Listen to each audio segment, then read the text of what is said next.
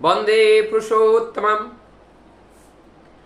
परम पिता की इच्छा को पूर्ण कौन करेगा, यह आज सबसे बड़ा प्रश्न है। हम सभी लोग कहते हैं हम परम पिता के संतान हैं, तो पिता का दायित्व किसके कंधे पर रहता है? संतान के कंधे पर रहते हैं, पुत्र के कंधे पर रहता है। तो आज परम पिता की उस इच्छा को मूर्त करना है। उसके लिए आप और हम सबको मिलकर एकजुट होकर के उनकी इच्छाओं की पूर्ति के लिए हम लोगों को खुद पढ़ना है। सबसे पहले हम जानते हैं उनकी इच्छाएं क्या थी। परम पुरुष धरा पर जब आते हैं उनकी इच्छाएं होती हैं इस धरा सुशोभित हो, इस धरा सुगंध से भर जाए, ये धरा प्रेम प्रीति और सहृदय से भर जाए। इस धरा में कोई दुखी ना रहे, कोई रोगी ना रहे, कोई भोगी ना रहे, सब जोगी रहे, सब तपस्वी रहे, सब भक्त रहे, सब अनुरागी रहे, सब प्रेमिक रहे, सब महामानव रहे, सब ऋषि रहे, सब मुनि रहे। ये परमपिता चाहते हैं। और वो कैसे रहे, इसके लिए हम क्या करना पड़ेगा? जब मां के गर्भ से हम आते हैं, हम एक अनजान, एक जंगली, एक मूर्ख की तरह इस धरती पर आते हैं। परम पिता की दया से हम माता पाते हैं, पिता पाते हैं, और उन्हीं के आदर्श, उन्हीं को हम अपने जीवन के आचार्य बना करके उनके पद चलने पर हम बचपन से चलने लगते हैं। लेकिन अगर हमारे वही माता पिता का चाल चलन चरित्र अगर उस आदर्श के अनुरूप ना हो, अपने मन मुताबिक चलन हो, तो संतान का जीवन भी मन मुताबिक चलन से भर जाएगा। उसी आदर्श से वो घिर जाएगा, उसी ज्ञान गरिमा और उसी तत्व से सब जीवन भर जाएगा।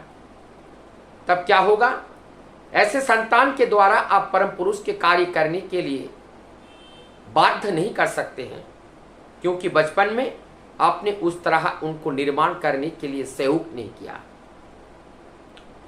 शास्त्र में एवं विज्ञान में भी ये कहा जाता है 12 years of the child's 80%, near about 80% education complete हो जाता है।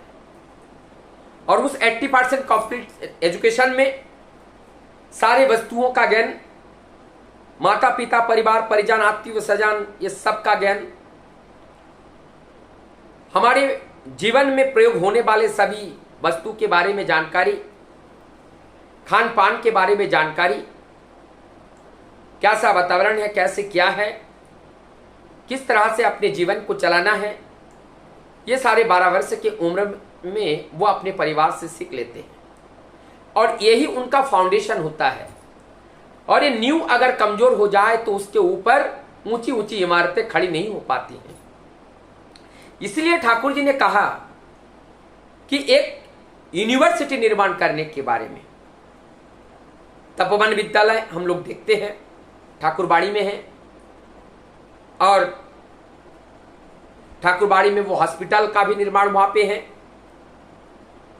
और ठाकुर जी का इच्छा था कि ये एक ऐसा एजुकेशन सेंटर हो जहां पे दुनिया का सारे ज्ञान प्राप्त हो सके। क्योंकि पुरुषों में जो उत्तम होते हैं, श्रेष्ठ पुरुष होते हैं, उत्तम पुरुष होते हैं, आचार्य होते हैं, और युग पुरुषोत्तम जो होते हैं, उनका दृष्टि साधारण मानव की दृष्टि से अनेक अंतर होते हैं। उनका दृष्टि में एक ही लक्ष्य होता है कि कैसे हम संपूर्ण जगत को सही राह पर ले जा पाए। इसलिए वो आते हैं, आकर के वनी को प्रेरणा देते हैं, स्वयं भी करते हैं, करके दिखाते हैं। जरूरत होती है हम सबको सीखने की। तो उन्होंने सांडिल्य विश्वविद्यालय के बारे में कहते हैं, और कहते हैं इस विश्वविद्यालय में जीवन चलने के पथ पर जो भी बुद्धि, जो भी विद्या, जो भी ज्ञान, जो भी प्रकाश की जरूरत है, वो सारे डिपार्टमेंट इस यूनिवर्सिटी के अंतर्गत होगा। और एक बच्चा जब स्कूल में आएगा, यहाँ पे इस गुरुकुल की तरह इस विद्यालय में जब आएगा और यहाँ से जब जाएगा तो बनकर जाएगा और वो एक आइकॉन बन के जाएगा, एक आचार्य की तरह जाएगा और जाकर के समाज को शिक्षा देगा, समाज को नई राह नई दिशा वो देगी। ठाकुर जी एक बात कड़े रूप से विरोध करते थे और उनके विचारों में निरंतर इस बात को कहते थे और वह है कोएजुकेशन। ठाकुर जी बोलते थे कोएजुकेशन के माध्यम से जो नारी और पुरुष होते हैं इन दोनों के अंदर कामनाओं की वासना, कामनाओं की बास होती है, एक दूसरे के प्रति वृत्ति प्रवृत्तियों का जो जाल है वो बढ़कर और बड़ा हो जाता है और उससे कामुक बनता चला जाता है और इस कामुक जितना बनता चला जाता है मेंटल कंसंट्रेशन कम होता है और आत्म उन्नयन कम होती है, आत्म चेतना कम होती है, जीवन का उद्देश्य परिपूर्ण की राह से भटक जाते हैं। इसी आधार पर इसी स्तंभ के ऊपर खड़ा होकर के परमदयाल सिंह ठाकुर जी ने कोएजुकेशन के बारे में उन्होंने माना किया और इसका मूल कारण और एक भी है, क्योंकि इस कलयुग के जो मानव है, देहधारी मानव जो होते हैं, ये प्रवृत्तियों से भरा हुआ होता है और इस प्रवृत्ति रूपी जो देह है और इस देह के अंदर कामना वासना लोभ लालसा सब कुछ होती है और इस सब कुछ को नियंत्रित करने के लिए नियंता पुरुष पुरुषोत्तम के रूप में वह टीचर के रूप में आते हैं। जब हम उनके पास एक शिक्षार्थी के रूप में जाते हैं तो उनकी शिक्षा पा करके हमारे अंदर के जो प्रवृत्तियां हैं, हमारे अंदर के जो काम क्रोध लोभ माना मोह अहंकार रूपी जो प्रवृत्तियां हैं इसको नियंत्रण करते हैं और जब तक हम इनको नियंत्रण नहीं कर पाते हैं तब तक कोई भी चीज नियंत्रण जब तक हम नहीं कर पाते हैं तब तक हम अच्छे क्या इंसान ही नहीं बन पाते हैं। तो ये इंसान बनने के लिए जितने भी शिक्षण संस्थान हैं और जितने भी जो कुछ भी इस दुनिया में हैं ये सब कुछ एक शिक्षा आलय है, ये सिखाने के लिए है और इतने सिखाने के लिए समस्त जगत की सृष्टि किया गया है, चाहे वो पहाड़ हो, चाहे वो जल हो, पेड़ हो, पौधे हो, पशु हो, पक्षी हो, ये एक दूसरे को शिक्षा देने के लिए ये सब शिक्षा है, ये सब शिक्षक है, एक एक शिक्षक है और हम अकेले इस दुनिया में एक विद्यार्थी हैं।